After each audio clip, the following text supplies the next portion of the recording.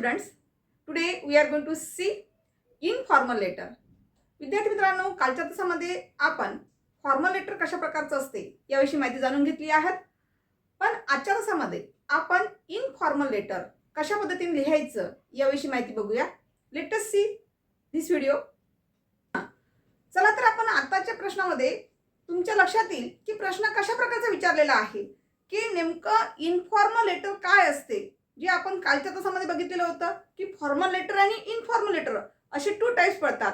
तर आजचा जो टॉपिक घेतलेला आपण लेटरचा तो कोणत्या प्रकारचा आहे ओळखा बरं.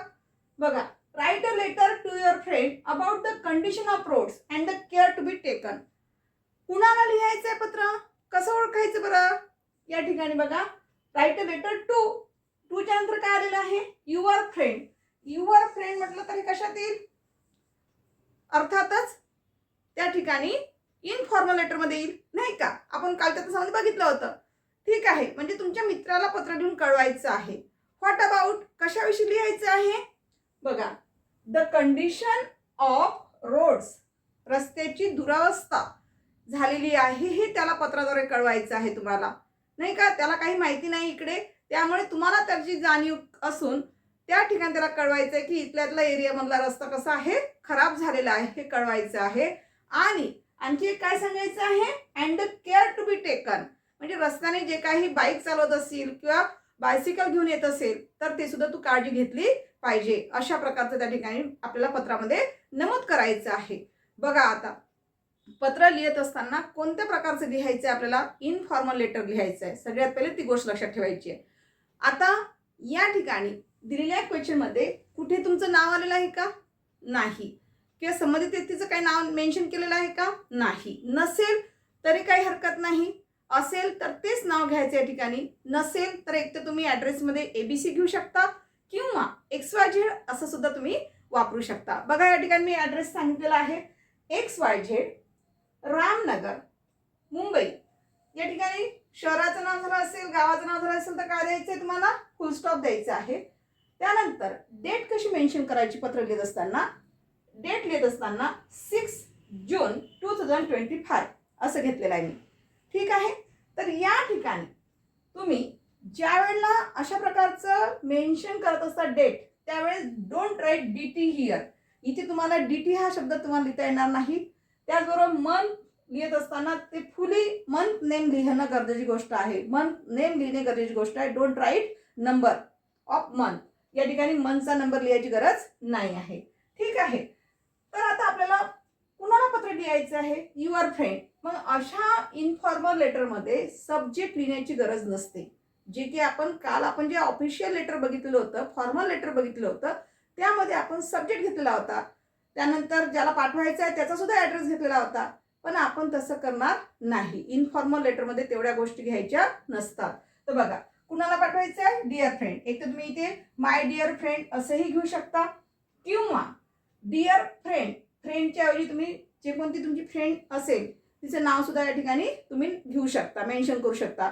डिअर नेहा असेल तर डिअर नेहा लिहा, डिअर सोनल असेल तर सोनल लिहा, किंवा माय डिअर फ्रेंड सोनल असं करा, किंवा माय डिअर फ्रेंड गौरी करा. म्हणजे तुम्ही कोणतंही त्या ठिकाणी मेन्शन करू शकता.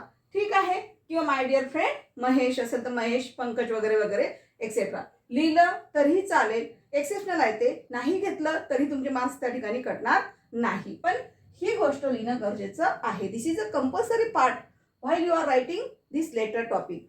तर ज्यावेळेस आपण लेटर लिहितो त्यावेळेला या ठिकाणी हा पार्ट कंपल्सरी आहे. तुम्ही या ठिकाणी डिअर फ्रेंड असं लिहिलं तरीही तुम्हाला मार्क्स आउट ऑफ मिळेल या ठिकाणी. ठीक आहे, चला आता सुरुवात कशी करायची, how to begin the letter.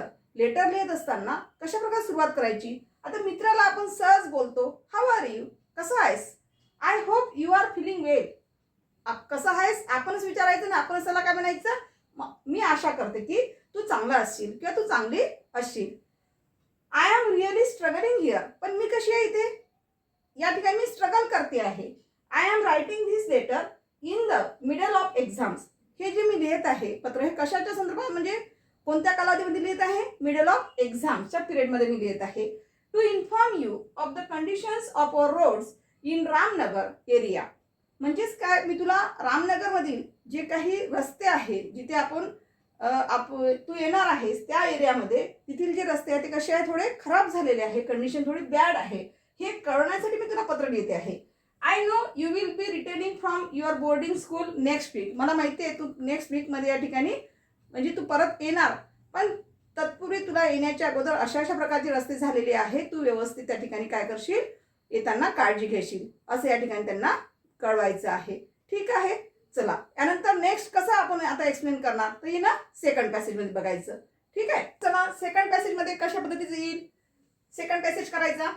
You will have to take care of yourself since riding the bicycle is a really dangerous thing. म्हणजे आपल्या मित्राला तुम्ही सांगत आहे एक काळजीपोटी की बाबा तू या ज्यावेळेस रिटर्निंग परत येशील त्यावेळेला काळजीपूर्वक तू काय कर, सायकल चालवशील. कारण कसं आहे ते, it's really dangerous thing. There are potholes everywhere, concrete rubber hits are found everywhere.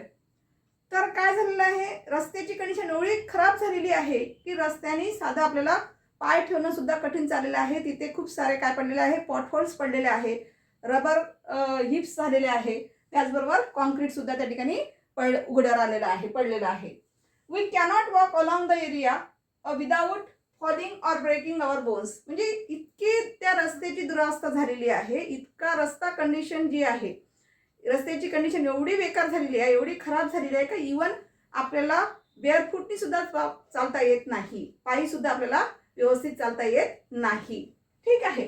तर अशा प्रकारे तुम्ही जाणीवपूर्वक तिला कळवणार किंवा त्याला कळवणार तुमच्या फ्रेंडला. आता लास्ट जो पॅसेज असतो, हा पॅसेज कशाचा असतो, कन्क्लूड पॅराग्राफ असतो, म्हणजे समारोप असतो, लेटरचा समारोप. आता लेटरचा समारोप करत असताना काय करणार आपण, कसं सांगणार तिला किंवा त्याला कसं सांगणार, तर येताना तू काळजी करू नको, सांभाळून ये, अशा पद्धतीने आपण त्यांना सांगणार की नाही. ती गोष्ट जर आपल्याला एंड करायची असेल किंवा समारोप करायचा असेल तर ही सगळी माहिती कुठे घ्यायची आपल्याला, इन अ थर्ड पॅराग्राफ. बघा आता, when you return home soon you will have to be very careful. ज्यावेळेला तू परत येशील घराकडे त्यावेळेला तू फार काळजीपूर्वक परत ये. सी यू सून, लवकरच भेटू. Convey my regards to all, कळावे लोभ असावा. ठीक आहे. ही झाला तुमचा कन्क्लूड पॅराग्राफ. अशा एवढंच मॅटर त्या ठिकाणी शेवटी घ्यायचं. आणि कधीही शेवटी एकदम लास्ट अशा प्रकारचं इन्फॉर्मल लेटर असेल तर हे जे सेंटेन्स दिलेलं आहे, convey my regards to all, हे इन्फॉर्मल लेटरमध्ये सगळ्यात शेवटी घेणं गरजेचं असते. की कधीच कोणतंही इन्फॉर्मल लेटर आलेलं असेल तर अशा वेळेला त्या ठिकाणी convey my regards to all हे लिहिणे गरजेचं आहे. या ठिकाणी तुम्हाला थँकिंग यू वगैरे लिहायची गरज नसते. फक्त आपण थँकिंग यू कुठं लिहित असतो, फॉर्मल लेटरमध्ये. कालच्या व्हिडिओमध्ये तुम्ही बघितलंच असेल नाही का. तर ते झाल्यानंतर आता काय करायचं, आपल्याला सगळ्यात शेवटी कुणाला पत्र लिहिलं आपण, फ्रेंडला. मग इथे लिहिताना युअर्स फ्रेंड लिहा किंवा युअर्स लव्हिंगली फ्रेंड लिहा किंवा या ठिकाणी युअर्स फ्रेंड लिहिलं तरी चालेल. त्यानंतर कॉमा द्या.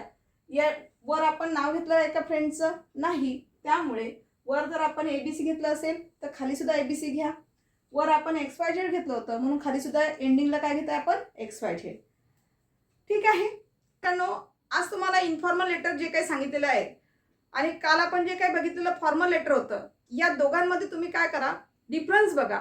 कोणत्या प्रकारचं व्यवस्थित तुम्हाला पेपरच्या वेळेस मार्क्स स्कोअर करता येईल हे तुम्ही तुमचं डिसाईड करा. मी तुम्हाला एकच सेम टॉपिकवर 2 प्रकारचे प्रश्न तयार करून उत्तर लिहून दिलेले आहे. इन्फॉर्मल लेटरमध्ये सुद्धा बॅड कंडिशन ऑफ रोड्स आलेलं आहे आणि फॉर्मल लेटर सुद्धा कालच्या तासामध्ये आपण बॅड कंडिशन ऑफ रोड्स घेतलेलं होतं. तर या दोघांमध्ये तुम्हाला जे योग्य वाटेल ते तुम्ही वेळेवर डिसाईड करायचं, वेळेवर चूज करा नाही का. पण दोन्ही प्रकारचे तुम्ही वहीमध्ये नोंद करा आणि जे योग्य वाटेल ते तुम्ही एक्झाममध्ये लिहिणं गरजेचं राहील. ठीक आहे. Bye bye. See you in the next video. Thank you.